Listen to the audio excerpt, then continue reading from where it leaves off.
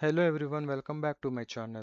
If you are completely new to Power BI and wondering how data gets loaded into reports, how transformations work, and what's the difference between duplicate and reference tables in Power Query, then this video is for you. Today, we will learn what is Power BI, what are the main components of Power BI, and how we can load the data into Power BI. And also we will learn the Power Query fundamentals, and we will understand duplicate versus reference tables, and also how many ways we can add calculator columns in Power Query we will learn today.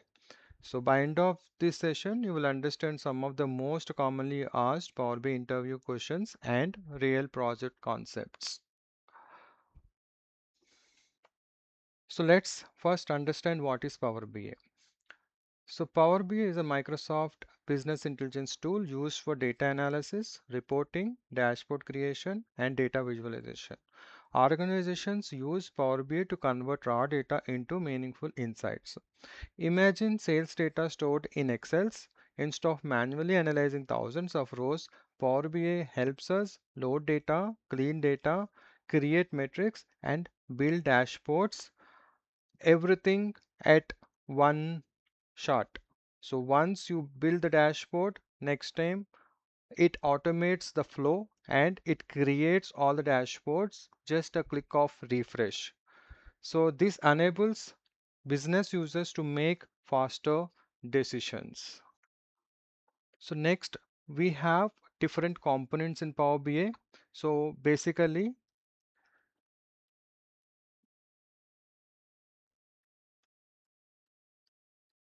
okay, so if you see, the first component of Power BI is Power Query Editor. So Power Query is a data transformation engine, and also it prepares the data in a format as per the client requirement, and Power Query comes with a graphical interface for getting data from different sources and editor for applying transformations. Using Power Query, you can perform the extract, transform, and load processing of the data. And second component is Power BI Desktop. In this component, we will connect different sources and we will do the data modeling and develop the dashboards and writing the DAX queries and finally publish the reports into the web.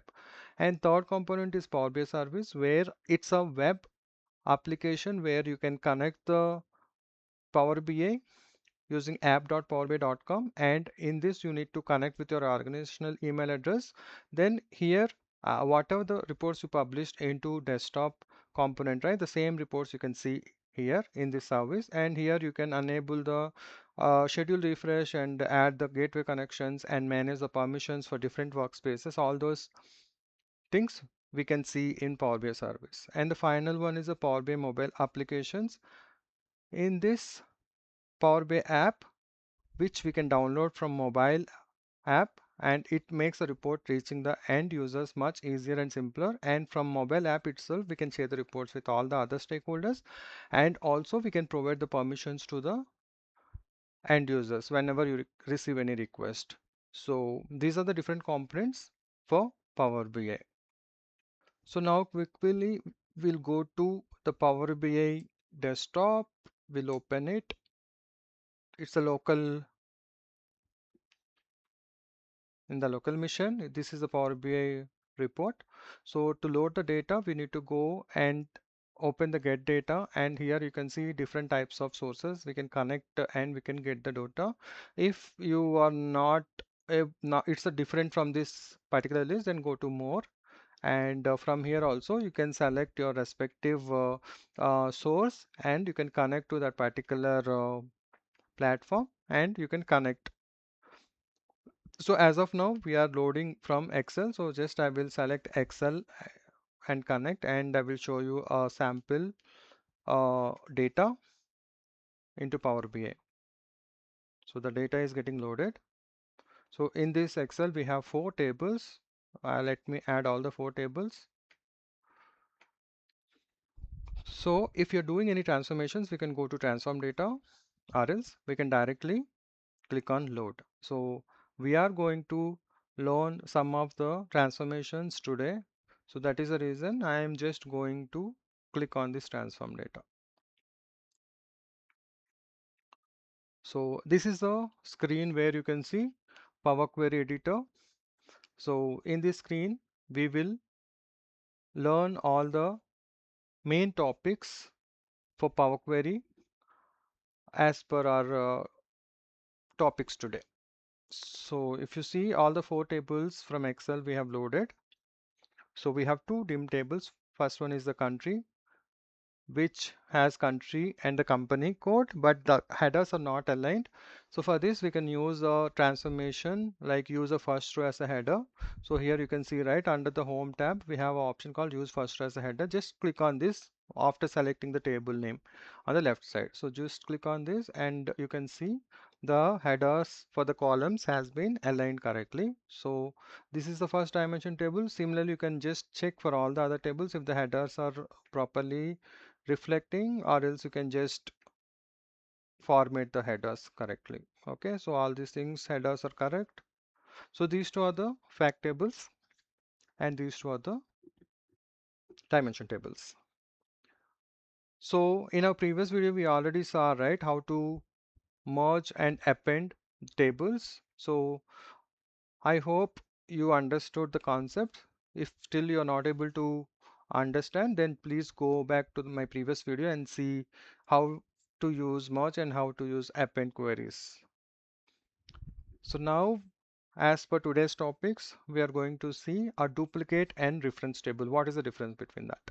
So whenever you want to duplicate any particular table, so for example, I want to make some changes into this dashboard. So I'll just remove this particular column which I don't want. Okay, I'll just remove this column. Okay, and also I will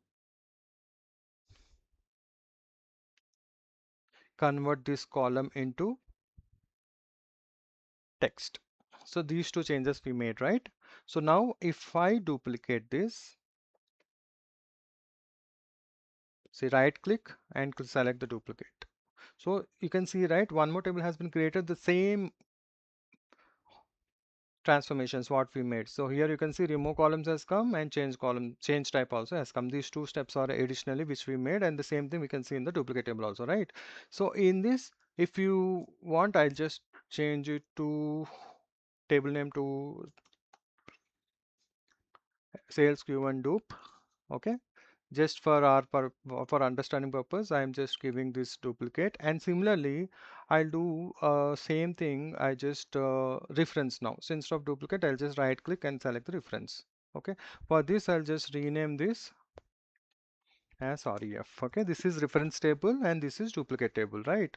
So you can see the difference here. Clearly you can see, right? In the duplicate table you can see all the steps. If you want, you can remove these steps what you don't want in the duplicate table. Okay, but if you see the reference table, you can't see any steps because it's directly starts from source, and you can see is equal to sales Q1. That means it is referencing from Q1 and you can't do any changes for the previous steps. If you want to do any changes, you need to go to the Q1, and here you want, you can just maybe if you want to remove this this step, then automatically the product name has come, right? So the same thing here also you can see here, and see in the duplicate table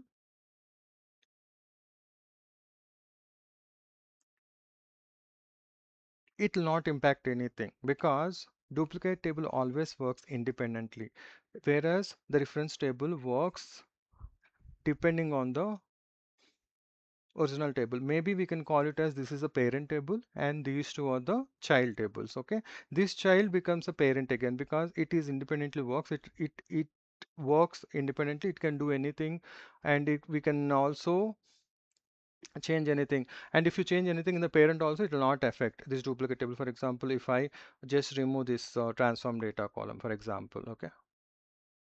Okay, now transform data has been removed. If you see the duplicate table, it's not having any impact because it will not listen to the parent, it becomes a independent parent again. Okay, and the reference table, you can see the transform date has removed because it always follows the parent. Okay, so this is the difference between duplicate and reference tables. Okay, now we will go for the next topic. So we have add column tab, right? In this we can have different ways we can add a new column. Okay, so we'll see one by one. So maybe I'll just go to the sales Q2 table because we are not done any transformations here, right? It is by default whatever we have loaded, the same thing we can see now. So for example, you want to add a new column. So how many types of columns we can add, we'll see. First, we can add a index column. So just select under add column itself, just select this index column, and again you have three types are there. Okay, so if you want to add an index column from 0, then you can see it starts from 0 till 13 it has come, because total 14 rows are there, no? So index column starts from 0 till 13. It gives a serial number, starts from 0. Okay, this is one way, one of the type of index column. So second one, let me remove this. Okay, second index column maybe from 1. If you see here, this one, it will show from 1 till 14. So directly it gives each row one number has been assigned, like a serial number. So this is second type of index column. So next one, if I remove this and select a custom index column. So here you can customize your index column. Maybe you want to start the number with 2 and every increment 3. Okay, so maybe if you give this, it starts from 2 and adding 3 for each row. Okay, just select this. So you can see 2 plus 3 5 plus 3 8 plus 3 11 plus 3 14 plus 3 17.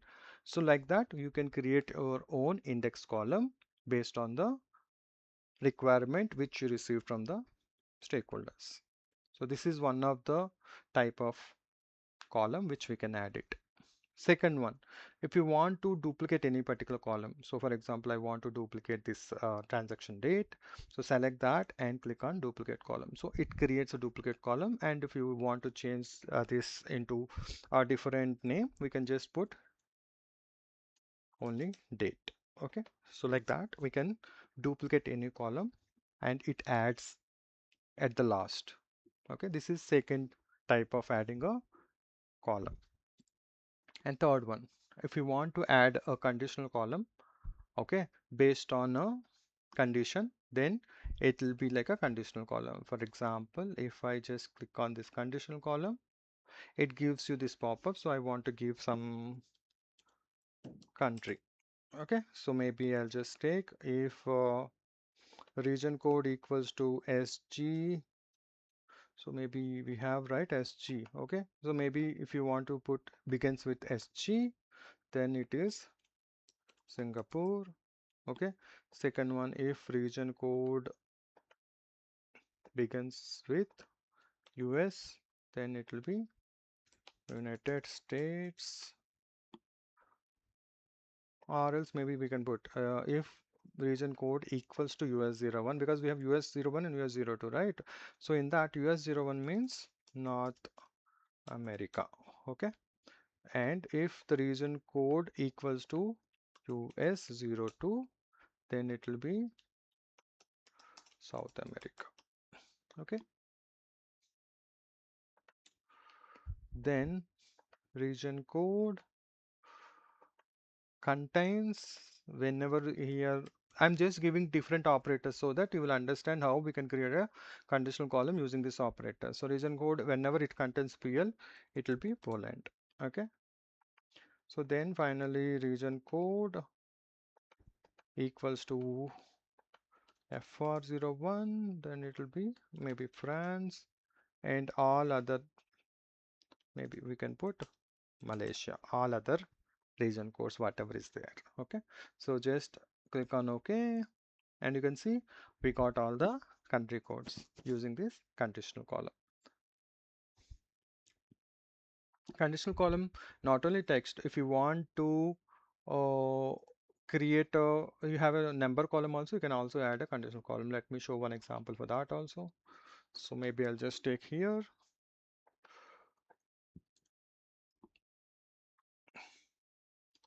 category based on a transaction value. Okay, so maybe if we have transaction amount, it is a less than 200 means low. Okay, so then transaction amount is less than 500, it is medium, So you can see here less than, equal to, and greater than has come. Previously we can see the operators like equals to, or contains, or begins with, starts with. Whenever we select the amount column which is having a number, no, so the operators will change automatically. Here we can see equals to, does not equals to, less than, greater than, and all. Okay, so then all other things maybe I can put like a high. Okay, so whenever 200 it is less, maybe we can say instead of less than or equals to 200, then low, and from 201 to 500 it is medium, from 501 it is high. Okay, so just click on OK. Now you can see here high has come because it is 880, which is more than 500, and medium has come because 382, which is greater than 200 and less than 500. Similarly, 169, 137 and all low has come. So like that you can create a conditional column using a number also. So this is the second type of calculator column we can create in Power Query. Third one, maybe I can say custom. Okay, let me just select a custom column. So here you give a customized column. Maybe if you want to give a textual columns or number columns, anything we can do. Maybe I just put some text. Okay, so maybe based on the transaction amount into 5%, maybe we can put tax. Okay, 0.05. So 0.05 means 5% tax we are calculating on the transaction amount. Okay, so that means if your amount is 880, then it is 44 rupees tax because we are putting 5%, and 382 means this one 19.2 because 5% we are just put. If you see the formula also in the customized one, we have put transaction amount into 5%, 0.05. Okay, so this is number one. If you want to add a final amount, for example, again I'll take a custom amount, and in this I put total amount as a title, and here I'll give transaction amount plus whatever we created tax. Okay, just click on OK.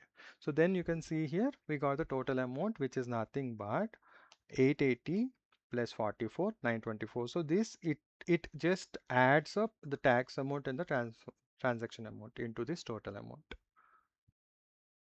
So it's not only number. If you want to give some textual ones, let me just show you that also. So maybe I'll just take custom again. I'll just put key. Maybe I'm just adding a key. So where I want to show country and category. So these two I want to concatenate, okay, as a key. So then click on OK. So you can see here Singapore high because it is Singapore and high. These two I'm concatenating. South America and medium. See, South America and medium, and North America and medium. North America. But see here, if you everything is has combined, right? But you want a hyphen between these names. So double click on this tab again, just put a double quotation, hyphen, double quotation, again ampersand, so that it just create an hyphen between these two columns and concatenates now. So click on OK. So now you can see the difference: Singapore hyphen high, South America hyphen medium. So like that you can create your custom columns not only for the number calculations, you can also create a custom column for the textual columns also, where you want to concatenate, or maybe you want to take only starting three characters. So everything we can do in this custom column. Okay, next one we can see column by from examples, right? So maybe we just select any particular column. Maybe I'll just select country and click on this column from examples. So I'll just select from the selection. So what I will give, I'll just give first two characters and last two characters of this Singapore SI and RE, because four characters are there. Similarly, the second one also double click in the second row, you give SOCA because SO is from starting two letters and CA is the last two characters, and enter. So automatically Power BigQuery understands, okay, this person is asking for this kind of an example, and it gives everything for all the rows in the same pattern. So first two characters and last two characters. Like that, we can create our own example and show for one or two rows, and automatically it gives us all the other values. Okay, so like that, we can add a custom column from examples also. We can create a new column in the table. So let me remove this because which is not have any meaning. And okay, these are the different ways of creating your columns. And one more option is there under add column. This one, this date option is there, right? So here also we can use some new columns using a date. For this, we need to have a date. For example, if you click on this tags, it will not show anything. See here, graded out. So in this case, always you need to click on date only, then only it opens the drop down, or else if you select any textual ones, it will not show any particular value for that. Okay, so for example here, see, it's not showing anything, no, graded out, right? For example, if you select the date and opens it and it show everything. Okay, so now what are the things we can do here? We'll see. First thing, date only means obviously it is date only. If for example, sometimes what happen, if it has date and time, then we can select only date only, so that it will keep only date. Okay, next age. So if you select this age, automatically it show from today, from this date, how many days it is. Okay, and here it is showing 54.00.00.00. That means it is showing in a time data type, but I don't want to see in data type time, right? I will convert this into whole number and I can see exact days. Okay, so it is showing 54 days because May 5th 2026 and we are now June 20th, right? So we have 54 days is there.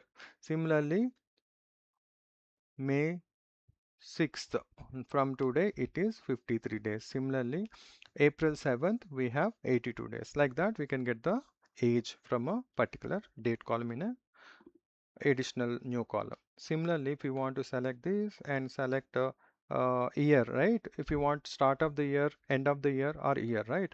So what will happen if you put year, then automatically it will show the particular year from the date. Okay, and if you select anything like start of the year, then for example this will have a 2025, it will show 1st January 2025, and if it is having 2027 it will show 1st January 2027. If it is having 2020 it will show 1st January 2020. So always it will show what is the year, that starting day is January 1st, right? So 1st January and respective year from this date column. Similarly, end means 31st December 2026. So let me show you one example. Okay, so I'll just select this end of the year. We can see everything is 31st December 2026 because everything is 2026. That's what it is showing. For example, if anything have 2025 or 2024, then it will show that particular year December 31st. Okay, so this step also I'll remove. One more we can add from this. Similarly, how we have added year, right? Similarly, we can add month, quarter, week, and day also we can add. So once we'll see some examples like how if you want to put a week of the year, week of the month, start of the week, end of the week, everything we can put it. For example, week of the year, it will show 19 because total we have 52 weeks, right? And this is 19th week, this is 15th week. So based on this date, it gives the week of that particular year also. For example, you want to see date, again you want to see week of the end of the week, so it give you that end of the week date also 59411. So it understands the date and gives the end of that week date. Okay, so I'll just remove this step. So, and one more example I want to show you. For example, you want to see the month. Okay, if you select the month, it gives you the month number. If it's May, it will show 5. If it's April, it will show 4. If it's June, it will show 6. Okay, similarly, it will show the same month number. Okay, if you want to see month name, just select this date column and now go to date and put name of the month. So automatically it will give you the date, which month, the name it will show. Okay, and similarly if you want to see the quarter, okay, so select the date and quarter of the year. We have 4 quarters, right? So this is second quarter because we are in sales Q2, right? Obviously to 2 only it will show. Okay, so these are the different ways we can add columns in Power Query. So these are all things you cannot add just like blindly, but you will be having a requirement which will be received from the client or the stakeholders, or maybe sometimes in your BRD. So based on that document, you need to create all these transformations into Power Query, so that these are all inbuilt options available in Power Query, which is easy to add new transformations and create your data as per the requirement. So maybe they wants to see all these transformations into the dashboard, like they wants to see the quarterly, values, periodical calculations, and yearly and monthly calculations. So that is the reason we will be adding this calculator columns in Power Query itself using these inbuilt options in Power Query.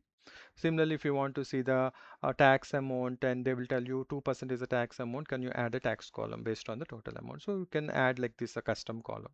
And they will ask you, give a logic. If this is A, then true. If this is B, then this value. If this is C, then this value. Then we can add a conditional column based on that logics. So like that, we can add a multiple columns with different logics for each conditional column you can add. I hope you understood all the topics for today. If you are still having any clarifications, please send in comments. I will respond to each comment and I will try to clarify. So if you like this session, please like and subscribe. I will be adding few more topics like this only, and I will detail explanation I'll give for each real-time scenarios. And if any new topics you want to understand, please send in comments. I will create a video for the new topics which you are requested for. Thank you for watching. Have a nice day. Bye.